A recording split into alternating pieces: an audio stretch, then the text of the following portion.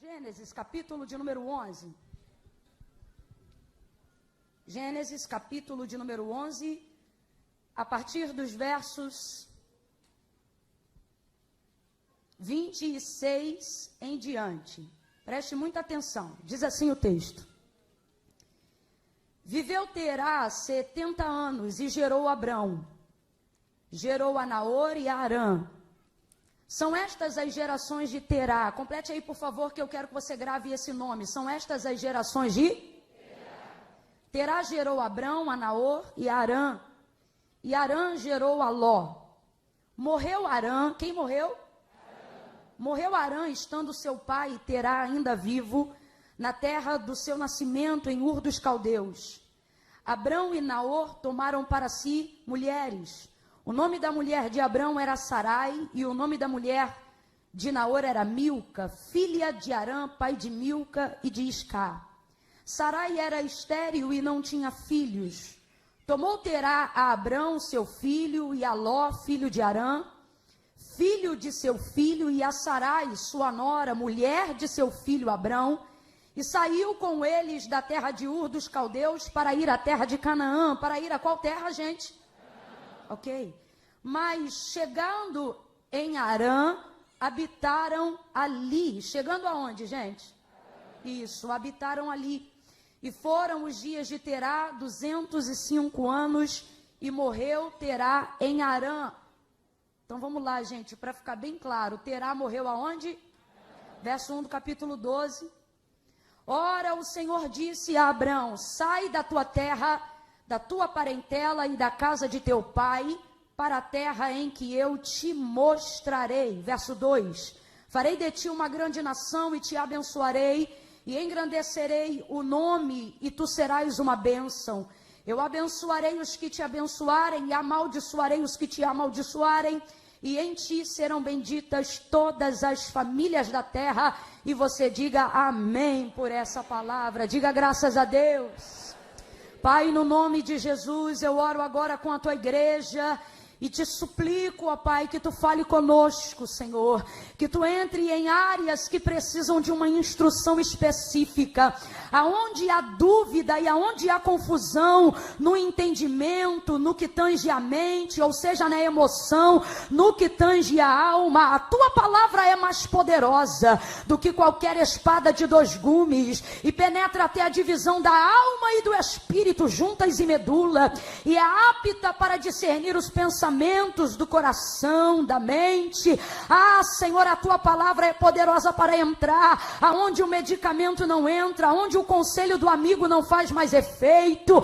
É por isso que no nome de Jesus nos reunimos aqui nessa noite de quinta-feira para adorar o nome daquele que tem o poder de dirigir a nossa vida e de determinar as coisas que precisamos viver pelo poder da sua palavra. Não a nós, Senhor, como já cantamos aqui, que nós diminuamos e que o Senhor cresça, que nós nos constranjamos e que o Senhor apareça. Manifesta a tua glória pelo poder da tua palavra, desde o mais alto no canto da galeria, aonde no mais baixo, perto da porta de saída do templo desta casa, seja na casa de alguém agora ou no lugar de trabalho, através deste ao vivo, alcança essa pessoa com o poder da tua palavra, e que através dela esta semana ainda, mesmo sabendo que só temos quinta, sexta e sábado antes de encerrar a semana, mas eu te peço nesta quinta-feira, que nesta semana ainda, que esta semana ainda, esta palavra venha trazer o rumo e o norte que aponta o destino do Senhor para a nossa vida. Glorifica, glorifica, glorifica, glorifica, glorifica o teu nome nesta noite, em nome de Jesus nós oramos e cremos assim, no nome de Jesus. Quem concorda, diga amém. Oh, amém. Eu vou contar de 1 a 3, no 3 você vai liberar uma palavra que determina o rumo profético daquilo que nós acreditamos que o Senhor nos reuniu aqui para ouvir nesta noite. Quando eu disser 3, não fala como quem está cambaleando não. Fala na certeza da fé no Filho de Deus, tá bom? Quando eu disser 3, vire-se em direção a alguém e diga para essa pessoa, você vai muito além. Calma que eu não contei até 3 ainda. No 3, se souber estar lá dentro, que não é todo mundo que sabe, tem gente que está assim até hoje. Mas para quem sabe, igual quando a gente é criança, que a gente diz, muito. Quando eu disser 3, você diz, você vai muito. Mas isso aqui significa, é tanto que não dá para contar. Quem está entendendo, diga amém. Quem já está recebendo, diga glória a Deus. Prepara, no 3 você vai dizer isso para essa pessoa. Você vai muito além do que você imagina. É 1, é 2, é 3, vai! Muito, aqui ó, muito além. Eita glória, muito além. Deus me trouxe nessa noite para dizer, você vai além, você vai além. Você vai além, porque os meus planos são mais altos. Meus caminhos são mais elevados. Você vai além, muito além. Deus está nos visitando nessa noite com um renovo, com esperança da nossa fé. Deus está dizendo, não vai ser como você está imaginando não. Aonde você determinou um destino e pensa, quando eu chegar lá tudo bem. Deus está dizendo, vou te levar muito além de Canaã. Oh, aleluia! Mas a capacidade da nossa visão limita metas para que nós sejamos capazes de chegar lá. Só que uma vez chegando lá, Deus não amplia a terra, Deus amplia a visão para que você entenda que Ele tem lugares ainda mais altos para te levar. Oh, aleluia!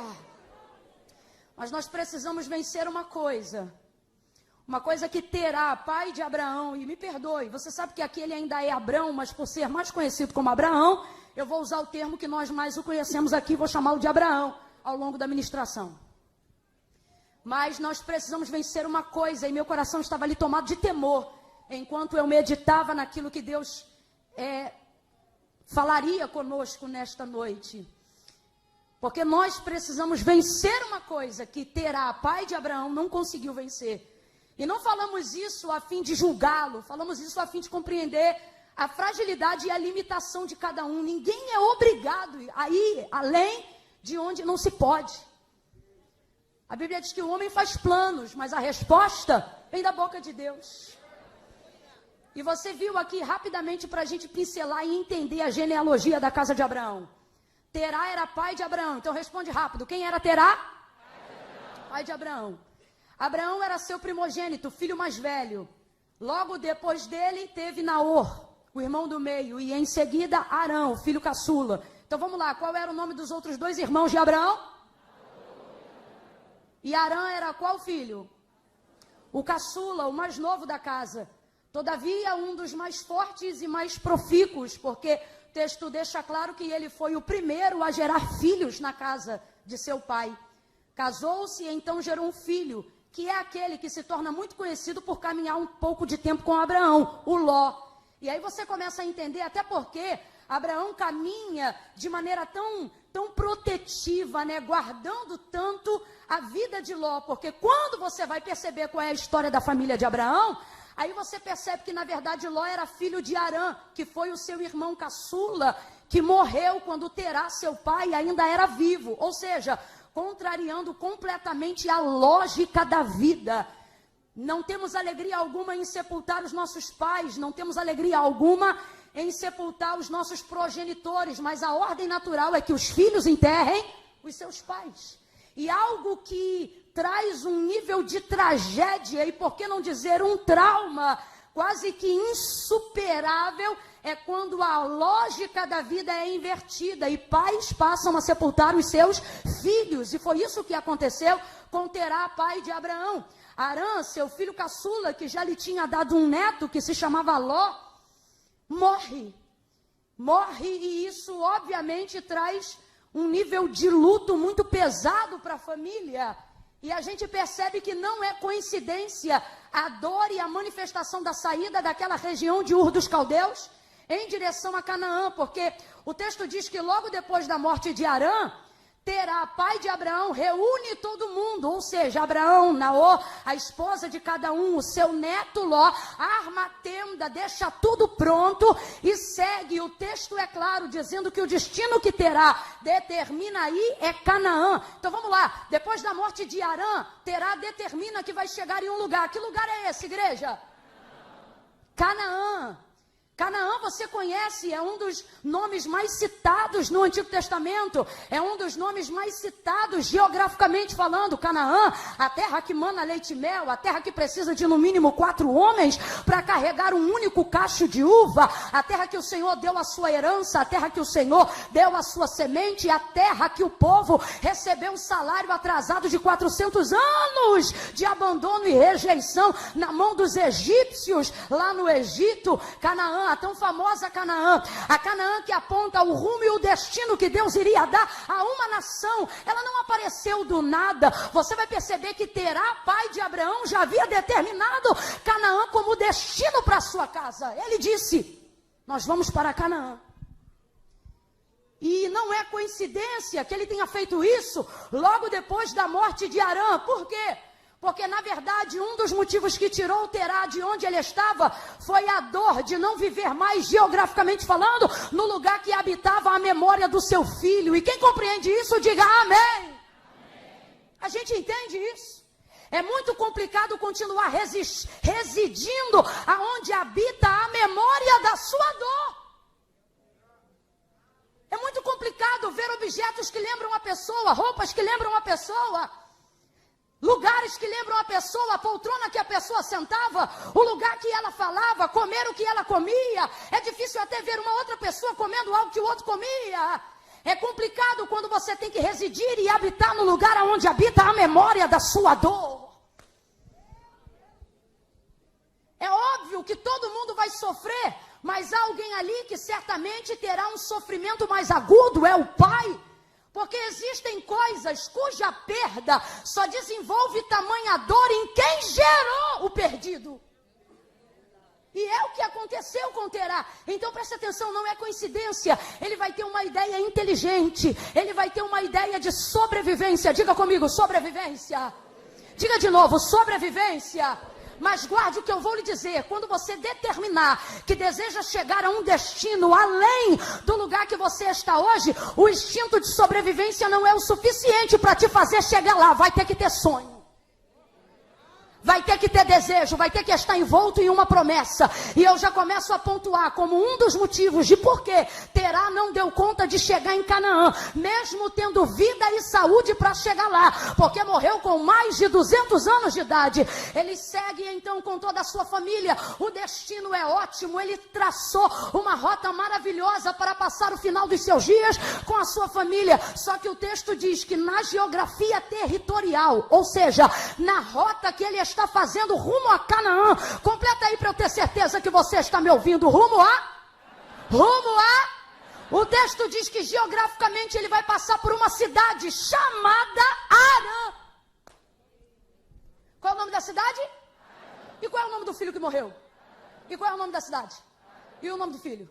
E o nome do filho? E o nome da cidade? O texto diz que chegando em Arã, era só para ter passado, porque o destino final é... Mas chegando em Arã, ele arma a tenda. Estabelece a propriedade. E o texto diz que então ali ele fica. E ali ele morre. Você acha que é coincidência? É coincidência? Eu não consegui chegar aonde eu queria, porque o lugar que eu estou agora me lembra a dor que eu quis esquecer. Você acha sinceramente? Eu não posso afirmar, não estou dizendo que sim, não, mas aqui é um lugar de reflexão. E você acha sinceramente que é coincidência que ele tenha determinado armar a tenda, mesmo sabendo que o destino final era Canaã, mesmo tendo predeterminado a sua chegada em Canaã, ficar agora repouso em Arã, o lugar que traz o mesmo nome de seu filho que faleceu? Aí você diz, Camille, o que eu tenho a ver com isso? Todos nós temos. Não temos dúvida. Na maioria dos que estão aqui já caminham com o Senhor. Nós não temos dúvida, na maioria das vezes, do lugar que já sabemos que vamos chegar. Existem pessoas aqui vocacionadas, existem pastores aqui que já dirigem igreja, existe gente aqui que trabalha na liderança de departamento, existe aqui chefe de família, que é ele que coordena a sua casa, gente que precisa ter uma perspectiva de futuro, gente que está aqui que é patrão, é chefe, tem funcionários, ou uma pessoa que está aqui lidera um setor de trabalho, ou como eu já disse, você talvez, assim como Abraão, tenha a tutela de um sobrinho, de um filho que não é seu, gente que precisa ter uma perspectiva mínima de futuro, porque precisa ir além, precisa avançar, precisa pensar no amanhã. A maioria das pessoas aqui, se eu perguntasse para você, você sabe aonde você deve chegar? Você sabe qual é o lugar na sua vida que você deve ocupar? A maioria das pessoas aqui já saberia qual é o rumo do seu destino. Ah, Camila, eu quero ser advogado. Ah, Camila, eu quero ser médico. Ah, Camila, eu quero ser pastor. Ah, Camila, eu quero terminar a faculdade, eu quero concluir o ensino fundamental. Tem gente aqui que ainda não é casado, mas já tem na mente com quem gostaria de casar. Tem gente aqui que ainda não namora, mas já se projeta como vai se comportar, como namorar. Tem gente aqui que ainda não é chefe, mas já faz o vislumbre da direção da empresa que vai ter. Já imagina o lugar que vai entrar, a casa que vai comprar, o carro que vai dirigir. Tem gente aqui que ainda não tirou a carteira de habilitação, mas sabe qual carro ele vai comprar quando tiver dinheiro para comprar. Por quê? Olhar o lugar que eu quero chegar não é difícil. Ter uma projeção de onde eu sei que posso estar, ter uma projeção de onde sei que Deus quer me levar, ter uma projeção do sonho que eu sonhei, não é difícil. O que é difícil? O difícil é o trajeto que se faz entre você e o lugar da sua habitação. Então perceba, na maioria dos casos e na maioria das vezes, não esmorecemos no meio do caminho porque não sabemos para onde ir, mas porque enquanto estamos indo para lá, passamos por lugares que vão desafiar áreas da nossa vida que a gente não imagina. Passamos por circunstâncias e situações que vão tocar em áreas da nossa vida que a gente já tinha dado por resolvido. É babaço. E de repente, enquanto estamos caminhando rumo ao destino profético, rumo à realização de um sonho, rumo à formação de uma faculdade, ao resgate de um casamento, rumo a uma realização pessoal, rumo a uma terra que gera leite e mel, rumo a uma terra que traz estabilidade, rumo a uma terra que me dá poder para conquistar, rumo a uma terra que vai me dar unção de governo, rumo a uma terra que vai falar sobre a fidelidade de Deus com a minha semente. Oh, a parte difícil é esta, é perceber que na geografia de onde eu estou, para onde eu sei que posso chegar, eu passarei em lugares que não poderei evitar. Porque nessa trajetória,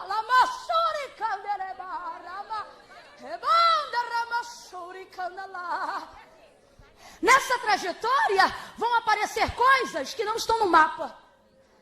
Nessa trajetória vão aparecer coisas que o Waze não atualizou, que o Google Maps não falou. Nessa trajetória a quimioterapia não vai mandar um telegrama. Nessa trajetória alguém que vai morrer não vai mandar uma prévia. Nessa trajetória o baú da memória do passado pode ser vasculhado em terras que eu não conheço, mas que vão falar do que eu já vivi.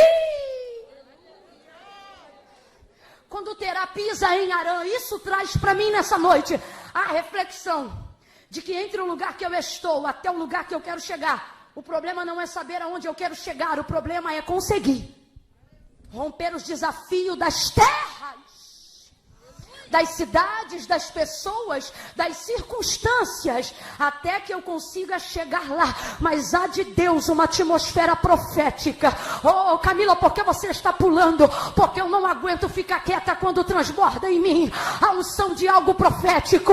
E Deus está dizendo, olhe para alguém agora e diga, mas você vai chegar. Você vai chegar. Você vai chegar onde seus pais não chegaram. Você vai chegar onde algumas pessoas Desenharam planos, mas não chegaram. Oh, meu Deus do céu. Oh, meu Deus do céu. Pastor Gesiel Lima, seu pai curou centenas. Deus, através da sua vida, vai curar milhares. Eu estou aqui declarando sobre a geração de filhos que estão ouvindo esta palavra. Davi deixou preparado, mas quem construiu foi Salomão. Deus está dizendo: eu não vou negligenciar o destino que seus pais deram, mas eu vou dar a você a capacidade de chegar lá e de passar por terras que eles ficaram estacionados. Olha para alguém aí agora e diga: você vai chegar. Você vai chegar, ministre. Diga: você vai chegar.